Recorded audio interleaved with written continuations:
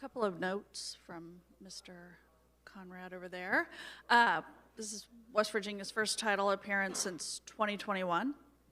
And the session attendance for session 7, 6,905. Today was the 4th highest semifinals attendance in league history.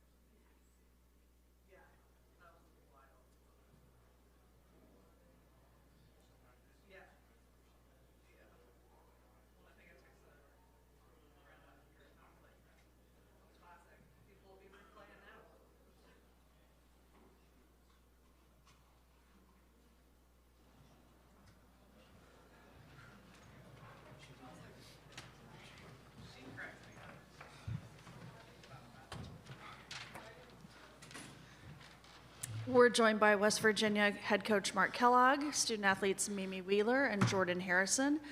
Coach, a few comments about the game, please. Yeah, great college basketball game. Two teams that are pretty good defensively. That's probably an understatement. Really, really good on the defensive end.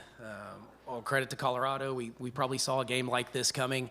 Thought maybe we could get it out of the 40s, but knew that this was two good defensive teams. Back and forth in the first. Thought we made our run in the third to get up 10, and then I don't know, they went on a 16 to whatever run, maybe 4 or 5 it felt like. And then I just loved our kids' resilience again. We were there last night where they kind of punched us a little bit in that fourth quarter. We talk a lot about wanting to win the last 5 minutes of the fourth quarter and kind of staying poised, stay together, kind of trust the process. We did that. I thought these two were really, really good for us. Jordan Harrison, obviously a senior and been here, but I thought she controlled most of the game, and then we played a lot through Mimi. Obviously, Gia chipped in. We didn't get a lot else of offensive production, but they just kept battling. So really proud of that effort. Jordan being the defensive player of the year, the irony that she makes the big defensive stop there late, is just, yeah, I'm proud for her. I'm proud for our team. The goal was to come and win a championship and play the next one and play tomorrow, and we're still here, and we'll go give this a great shot tomorrow. Coach, you took my line. The defensive player of the year making the game-winning play. Jordan, what did you see? Honestly, I just saw the ball. and I saw the back of her numbers. So I mean, that's what they teach us to dig. If we see the back of numbers, and my eyes lit up, and I just went for it. I guess Mimi or Coach, the physicality and the length of Colorado and the interior, how did you guys try to combat that, and was that frustrating at times? I think it was frustrating in the first half, but after we settled in, it was much more open in the paint. Just us being dominant and just to keep fighting down there. It's hard to keep up with us. Me and Carter just like a tandem, and how much pressure we put in the paint. So usually by the second half, we got it figured out. Coach, the offense kind of struggled in the first half. What message did you give the team at half to spark a hot start to the third quarter? I don't know if there was any great message. I mean, we just talked a few things through, slowing down a little bit at the rim. I thought we left a little bit there at the rim. I thought we settled for way too many mid-range jump shots, which is exactly what Colorado wants you to do. I thought we had great looks from three, some that were right on, either long, maybe in and out. So I liked those looks. Probably could have taken a few more even in transition if we could have found the right person. So we just talked through what we saw in the first and then tried to kind of help that through, kind of move some posts around a little bit to get them into some different spots to give Mimi maybe more room to operate. And then when she got the room, she was able to finish. She made the huge pass to Gia on the big three. So, some unselfish basketball there too. So just taking what the defense gave us.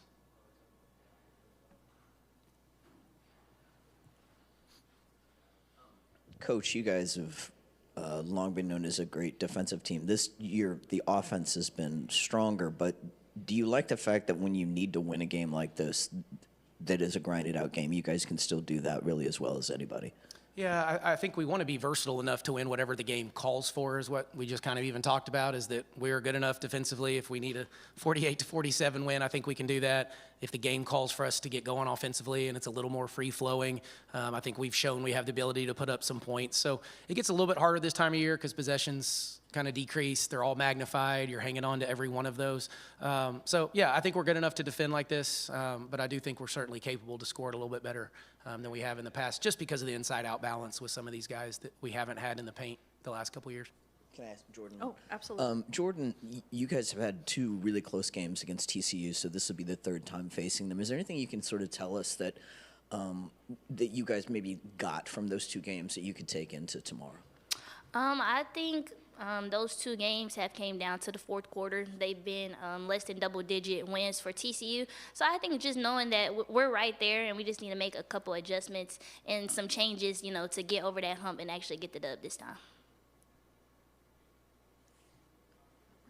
Aisle on the right. This is for Coach Brian Howell, the Daily Camera. Can you talk about the Big 12 in general?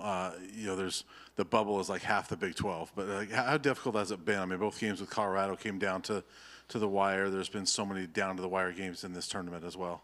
Well, I think it shows obviously to the parity, but the league has been fantastic. I think Colorado's gotten better as the year goes on. They had, I don't remember how many newcomers they have. It was like 10 or something. Yeah, 10 newcomers. So it was probably going to take them a second, but that team deserves to be in. I said it about Arizona State last night. I'm not necessarily just trying to plug the Big 12. That's a NCAA tournament worthy basketball team. Like, they have earned the right to be in the tournament. Our league has earned the right to probably have more teams in than some of even the projections. We had a much better non-conference than we even had a year ago, and so I think we should be reaping some of those benefits. But in reference to Colorado, that team is very deserving. JR is one of the best coaches in the country. She does a phenomenal job. She's been in that situation before, so much respect to that group, and certainly would hope to see their name called here pretty soon. Other questions? Okay, thank you. Okay, thanks everybody.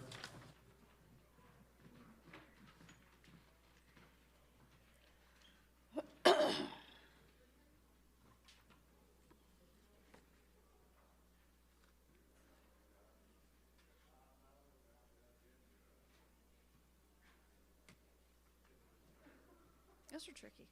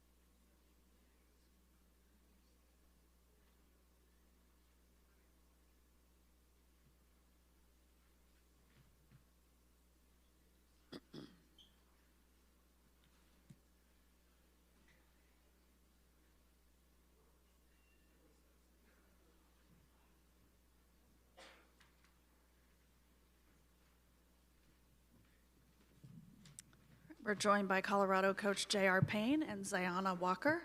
Coach, started with a few comments about the game, please. Sure, yeah. I mean, what an incredible tournament we've been privileged to be a part of. I'm really proud of how our team competed. You know, after last week, I don't think there were very many people outside of our locker room that believed we would come here and do what we've done.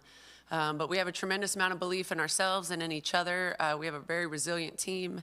And I think we saw that on full display for 3 hard-fought games. So I'm really proud of my team, individually, collectively, and I think, you know, a loss like this, Zai and I were just saying 1 point is just so much worse than like a 15-point loss, you know, because you just think, every single little thing, you know, could have changed the outcome, but that's why you play the game. So 2 great Big 12 teams that are going to keep playing throughout March, and we'll rest and recover and then be excited for whatever we have next.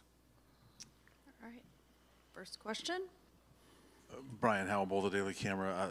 Coach, start with one little single thing, that last play. Can you talk about, you know, what you saw there, what you drew up there for Jade? Yeah, I mean, they were denying everywhere, and Jade had been very effective down the stretch of the game, attacking. And so the fact that they were playing tight everywhere, we thought we could open up a seam for her to take advantage the way she had throughout the second half. As a follow-up, you just credit Jordan. I mean, obviously, Sure, she's yeah. Defensive Player of the Year for a reason. Yep, absolutely. Great defensive play by her. And then another follow-up, but you talk about Jade. I mean, I know she has been struggling a little bit lately, but she was such a big part of your rally today. Yeah. Can you talk about her effort and kind of being aggressive and like getting you back in that game a little bit? Yeah, I thought there were you know, sort of a stretch there where she was being really aggressive, and we were getting top-down paint touches and attacks, and we needed that against a good defensive team. And so there were many people that were getting that. Zai was getting them, Des was getting them, Jade was getting them. But yeah, I thought her resilience from, you know, picking up 2 fouls in the first however many minutes, and then having an aggressive second half was really key for us. Stan, right? Yeah, holding West Virginia to a season-low 48 points. What do you think of your defense today? I thought it was phenomenal. I thought our team executed game plan on a very short notice. I thought we guarded the 3-point line very well. I mean, it has to be one of their lowest scoring outcomes of the season. And Brian, you'll probably know this stat because you're great with stats, but there have been many teams this year that we've held to their season low because we're very strong defensively. And so I thought our team just executed game plan beautifully. And then as a follow-up, AD only played 22 minutes. What kind of went into that decision? AD? Yeah. I mean, she was tired. They've played 3 games in 3 days, and when you have a group on the floor that is organized and executing and doing what they need to do, you go with that group. So it wasn't anything she did wrong. Go to the left. Yeah, Coach, you talked about this in your opening statement, but if you look at the schedule, you guys won 10 of your last 14, and even though it was a little bit of a tough end of the regular season, you went off the bubble into the tournament in this. Can you, I guess, just talk about the resilience that's taken over time, and then especially coming into this tournament, knowing that you did have to have a couple wins? Yeah, I mean, I think that takes a whole lot of courage to you know, we didn't want to struggle like we did in the last week of league. We dropped 2 games that we felt like we could have and should have won. That could have really, I don't know the right word, but like that really could have tanked us, you know, and the resilience of this group to make a decision that they weren't going to cry about it, they were going to do something about it, I think is pretty remarkable for a group of young women to come together and play the way they did after that. Okay. Other questions? Oh, right here, and then we'll come back to Brian. Oh, sorry. No, go. You're good. You're up, Brian. You're good. Zai, we talked earlier this week, you know, you were so excited for this tournament and said you love this tournament, but you've never been to that final game. So how much pain is it for you to come that close to being in that final game? Yeah, it's painful. Especially like losing to West Virginia, like I lost to them last year in the same game. And then just knowing like we were right there, only lost by 1 point. I really felt like in the game, like late in the game, we really had the momentum. So yeah, it's tough. And then another one for you is, you know, like Coach said, the defense was phenomenal today, but the offense was a struggle. When they get up by 12, it looked like they were really poised to maybe kind of run away with this thing. What did you guys do to settle down, get yourselves back into this game? Just stay together, instill confidence in one another, just because there's plenty of time left, and we know that basketball is a game of runs. They're going to go on their run, and then we're going to go on ours. Zai, coach mentioned how hard it is to lose by 1 point. How do you not dwell on this as you look towards March? Because the season's not over. We still got, you know, the most important part of season, March Madness. So, I mean, if you dwell, it's just going to hurt you. And then for Coach, I mean, it's been an interesting week for you personally. You sign a new contract, win 2 games, and lose this one by a close margin. What has this week been like for you? It's great. Anytime, you know, I miss my children when I'm gone. But other than that, anytime I can hang out with these guys for 5 days, it's a pretty great week. Plus, we won 2 games, so it's been a good week. All right. Any more questions? All right, thank All right, you. thanks, guys.